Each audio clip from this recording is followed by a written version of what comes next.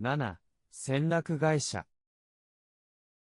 その日の夜、青木刑事が警察署に戻ると、山中がすぐに走ってきて、青木刑事、戦略会社のことを調べました、と言った。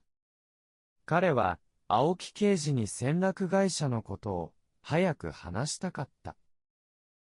青木刑事はすぐに、どうだったと聞いた。山中は、とても面白いことがわかりました。この戦略会社の高田社長が誰だかわかりますかと聞いて、次は笑って、南秘書の結婚証明書を思い出してください、と言った。青木刑事はよく考えた。そして、目を大きくして、彼だ、と言った。山中はすぐに、そうです。南秘書の夫です。と言った。青木刑事が、そうだったのか。では、これは。と、何かを言ったが、山中は自分が考えたことを、全部話したかったので、青木刑事の話を待つことができなかった。山中は、だから、こうですね。多分金山社長は南秘書のことが好きでした。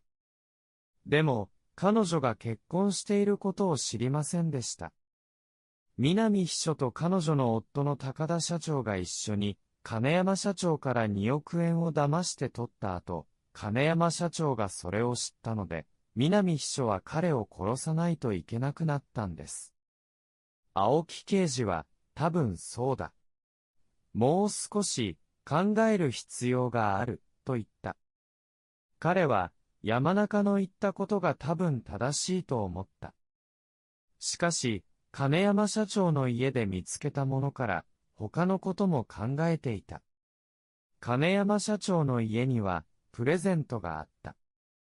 プレゼントのカードには、水川秘書の名前が書いてあった。青木刑事は、水川秘書が、金山社長の家に来ていたことも見つけた。